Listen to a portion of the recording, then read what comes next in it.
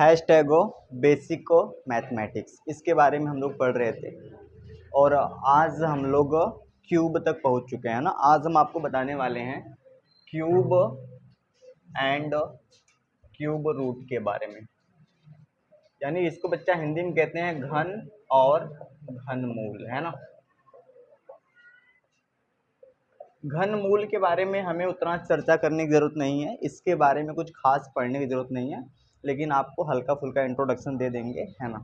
देखो, हम basic mathematics में जो भी बातें पढ़ रहे हैं बाबू, है ना, वो क्या पढ़ रहे हैं? कैलकुलेशन। क्या पढ़ रहे हैं? कैलकुलेशन, है ना। अगर आपकी जो कैलकुलेशन है वो फास्ट होगी ना, तो मैथ की सवालें आप बेहद कम समय में और जल्दी से बिल्कुल सही कर पाएंगे, है ना। फॉर एग्जांपल, जैसे कई बार क्या होता है कि आपके सामने आ गया पाई आर स्क्वायर। आपको पता है कि पाई का मान होता है 22/7, कितना होता है? और मान लेते हैं कि आर का मान दे दिया है 3.5, तो आर की जगह कितना रखेंगे? 3.5 का होल स्क्वायर। आपको पता होना चाहिए कि इस अंक और इस अंक, यानी कि ये जो एक संख्या है, इस संख्या के बीच में क्या होता है?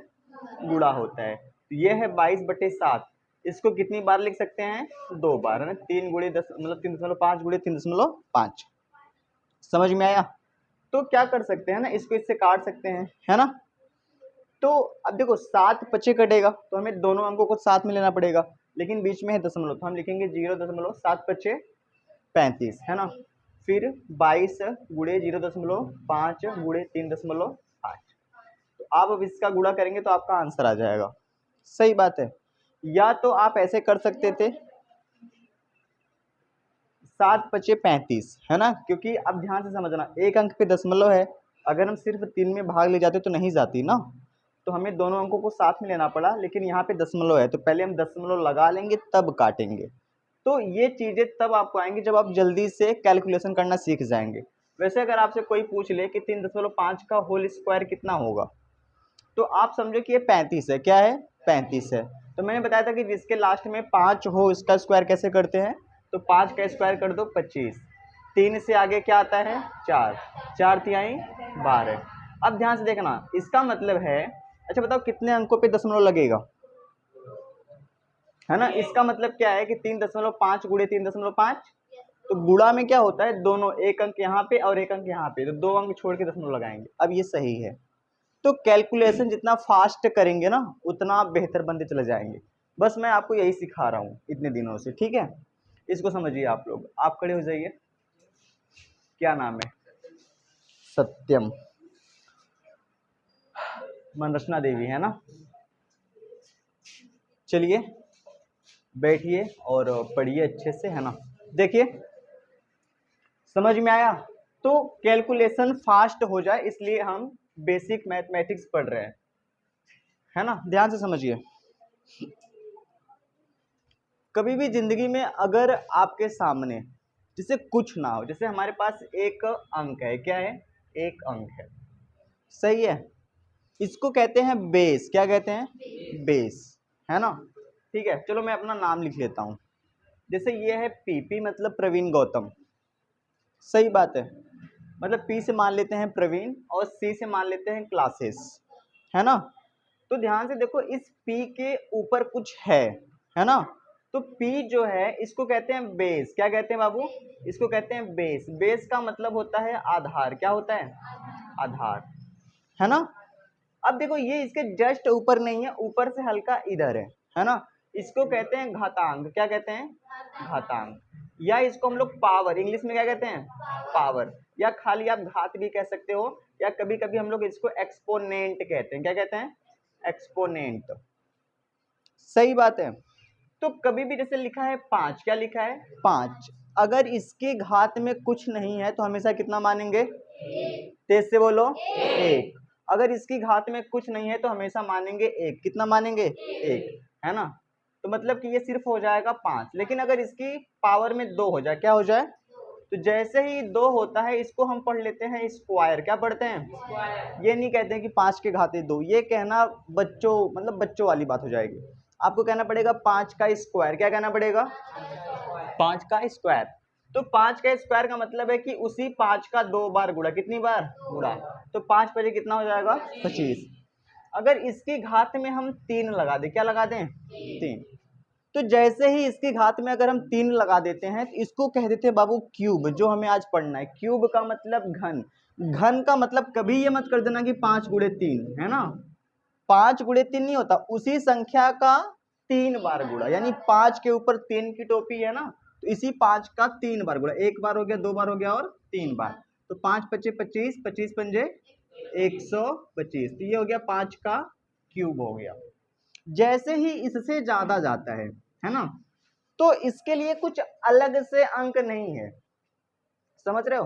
मतलब इसके लिए हम कुछ अलग से क्यूब या कुछ अलग से कुछ नहीं कह सकते, तो बस हम कहेंगे कि 5 के पावर 4, यानी 5 के घाते 4। इसमें बेस क्या है? 5, घात क्या है? 4। ये बातें आपको ध्यान देनी है ना। जैसे अगर 5 के घाते मान लेते हैं कि 17 हो, तो कुछ इसको अलग से नहीं पढ़ेंगे, बस ऐसे पढ़ेंगे कि 5 के घाते 17, मतलब 5 का गुणा कितनी बार? 17 बार। 5 गुणे 5 गुणे 5 गुणे ऐसे करके कितनी बार? 17 बार, है ना। 5 टू द पावर 17, 5 के पावर 17, ये होता है पढ़ने का तरीका। तो ये छोटी सी बात हमें ध्यान से समझना। चलिए आगे बढ़ते हैं, है ना।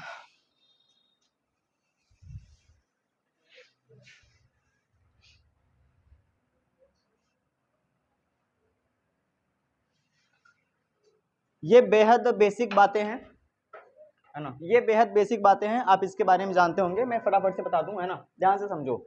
जब भी आप मैथमेटिक्स पढ़ रहे हो, उसमें वर्ग यानी कि स्क्वायर एंड क्यूब यानी कि घन, ये दोनों, यानी स्क्वायर 1 से 25 तक आना चाहिए, कम से कम 1 से 30 तक आना चाहिए, पर मैंने आपको 1 से 25 तक बताया है ना। और जो घन है 1 से लेके 15 तक आना चाहिए, ठीक है। तो सबसे पहले बात करेंगे क्यूब पे, और फिर बात करेंगे क्यूब रूट पे, है ना, ये क्या होता है। खैर देखो ध्यान से, जैसे मैंने आपसे पूछा कि अगर मैं कभी 1 के घाते 3 कर दूं, तो ये है 1 का क्यूब। किसका क्यूब है? 1 का क्यूब। तो इसको लिखेंगे 1 गुणे 1 गुणे 1, तो 1 1 कम 1 और 1 1 कम 1, तो कितना हो जाएगा? 1। 2 का क्यूब कितना हो जाएगा? 2 गुणे 2 गुणे 2, 2 दूनी 4 और 4 दूनी 8, है ना। वैसे ही 3 का क्यूब कितना हो जाएगा? 3 गुणे 3 गुणे 3, है ना। तो 3 त्रिका 9 त्रिका 27, ऐसे करके आपको समझना है, ठीक है। अब मैं आगे नहीं लिखूंगा। जैसे मैं कहूँ 4 का क्यूब कितना हो जाएगा? 64, 4 का क्यूब 64, 5 का क्यूब 125, 6 का क्यूब 216, 7 का क्यूब कितना होता है? 7 का क्यूब होता है 343, है ना। 8 का क्यूब 512, 9 का क्यूब 729। जल्दी से याद रहेगा तो जल्दी से कर पाएंगे। 10 का क्यूब कितना हो जाएगा? 1000, है ना। 10 का क्यूब का मतलब क्या है? 10 गुणे 10 गुणे 10। कभी भी अगर आपको कोई जीरो वाला, मतलब कि जीरो वाला गुणा देखने को मिल जाए, कौन सा? जीरो वाला, तो आपको बस क्या कर लेना है? उतने जीरो गिन लेने, 0 0 0, कितने जीरो लगा देंगे? 3 जीरो, 1 1 कम 1 1 1 कम 1, तो ये सिंपल सा हो जाएगा।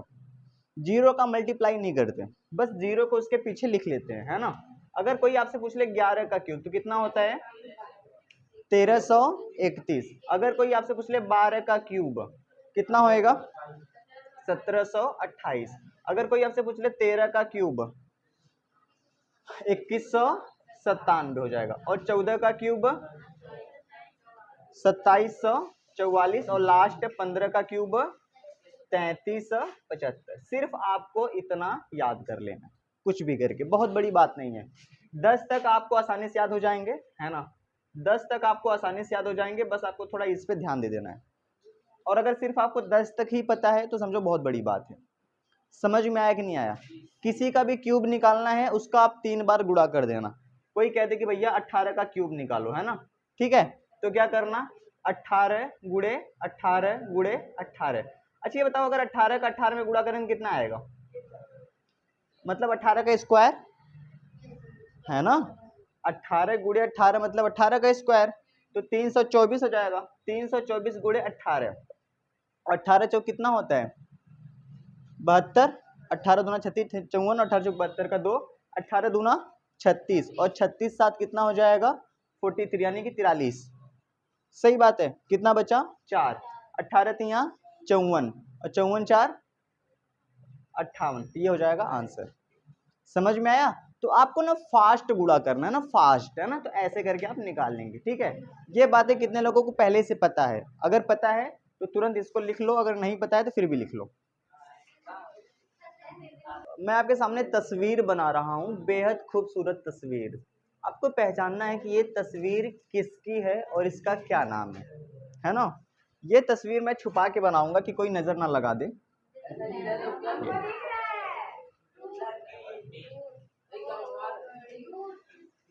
क्या करें, इसको ढक दे। हाँ, इस तस्वीर का नाम क्या है? इसको बच्चा कहते हैं हिंदी में करड़ी। क्या कहते हैं? करड़ी। और इंग्लिश में कहते हैं रूट। क्या कहते हैं? रूट। अगर इसके अंदर कुछ लिखा होता है तो इसको हम लोग ऐसे पढ़ते हैं, √3। इसका मतलब है करड़ी में 3, है ना? इसको अंडर रूट नहीं कहते, इसको सिर्फ रूट कहते हैं। अगर आपको इसको ऐसे पढ़ना है तो आप कह सकते हैं √3। क्या कह सकते हैं? √3, √4, √5, √6, है ना? या करड़ी में 5, करड़ी में 6, करड़ी में 7, ऐसे करके। अगर यहाँ पे कुछ नहीं लिखा है, ध्यान से समझना, अगर यहाँ पे कुछ नहीं लिखा होता है तो इसको हम लोग हमेशा हमेशा वर्गमूल कहते हैं। क्या कहते हैं बच्चा? वर्गमूल। जैसे फॉर एग्जांपल मैंने लिख दिया 4, तो बताओ इसका क्या करना है? 4 का वर्गमूल निकालना है। क्या निकालना है? वर्गमूल, है ना? वर्गमूल मतलब देखो यहाँ पे 2 छुपा होता है। कितना छुपा होता है? 2 छुपा होता है। इस 2 का मतलब होता है वर्गमूल। कहने का मतलब ये है कि जो यहाँ पे संख्या लिखी है उसमें हम 2 का पेयर बनाएंगे। कितने का पेयर बनाएंगे? 4 को कैसे लिख सकते हैं? 2 गुणे 2, तो 2 का पेयर बनाएंगे। तो इससे क्या बाहर हो जाएगा? 2 बाहर हो जाएगा। इतनी बात क्लियर है? तो ये 2 लिखा नहीं होता है, ये छुपा होता है ना? लेकिन कभी जिंदगी में अगर ऐसे लिखा हो, क्या लिखा हो? ऐसे। और ध्यान रखना, सिर्फ 2 छुपा रहेगा, 3 नहीं छुपा रहेगा, 3 लिखा रहेगा, है ना? और अगर मान लेते हैं यहाँ पे लिखा है 27। क्या लिखा है? तो तुम तुरंत समझ जाना कि ये घनमूल है। क्या है? घनमूल। ये कह रहा है कि ये जो संख्या है इसका गुणनखंड करो और 3 लोगों का पेयर बनाना है। कितने लोगों का? तो 27 का गुणनखंड करते हैं। 3 नवा 27, 3 त्रिका 9, 3 एकम 3, तो ये है 3। ऐसे लिखेंगे 3 गुणे 3 गुणे 3, तो कितने का पेयर बनेगा? 3 का बनेगा। तो यहाँ से कितना बाहर हो जाएगा?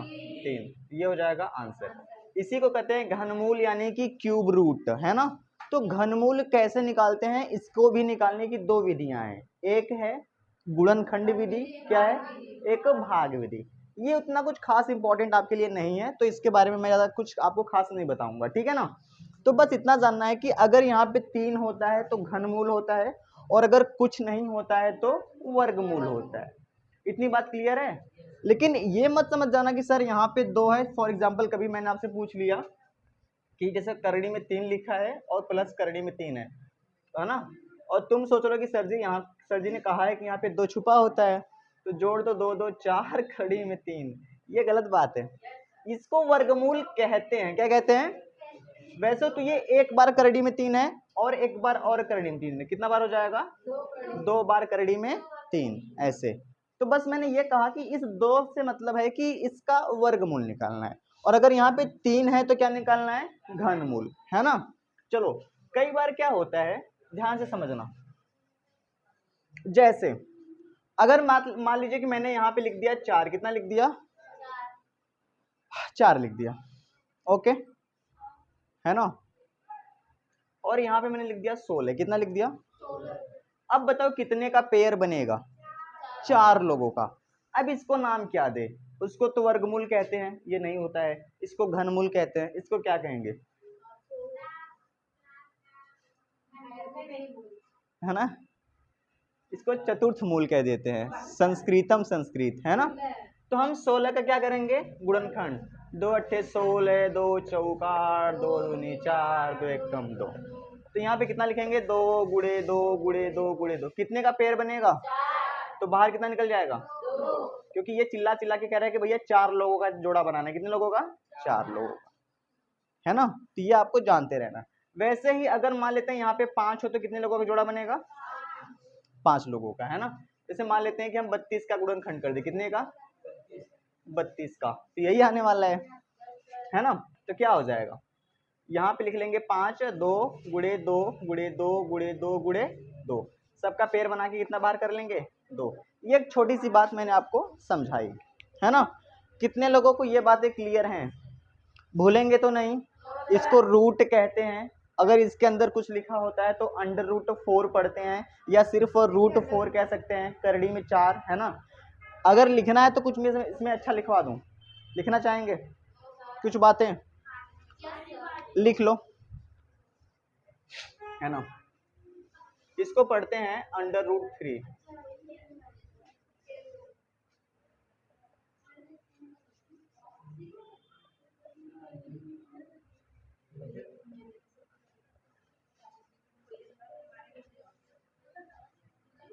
लिख लो, है ना।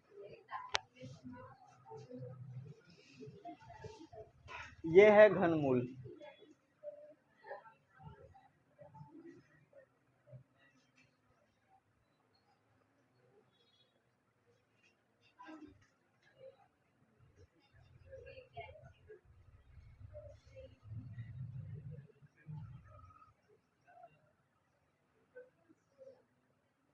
जैसे मैंने लिखा बिल्कुल ऐसे लिखना।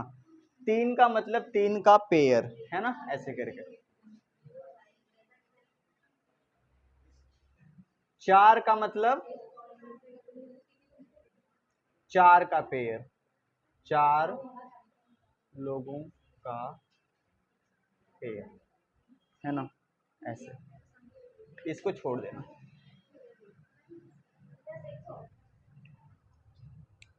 ठीक है। और कैसे? जैसे ये है, ये है, ये है, इसको ऐसे पढ़ सकते हैं। कैसे पढ़ सकते हैं? इसको क्या पढ़ सकते हैं? ऐसे, √2, है ना, वैसे भी कह सकते हैं। इसको कह सकते हैं √3, √5, है ना। इसको कह सकते हैं √7। ये बातें क्यों बताता हूं? क्योंकि आप थोड़ी सी इंटेलिजेंट बनो, है ना। आप कह सकते हैं कि √3 यानी कि करड़ी में 3, या √3, √4, √5 ऐसे करके। इतनी बातें लिख लो तुरंत, है ना।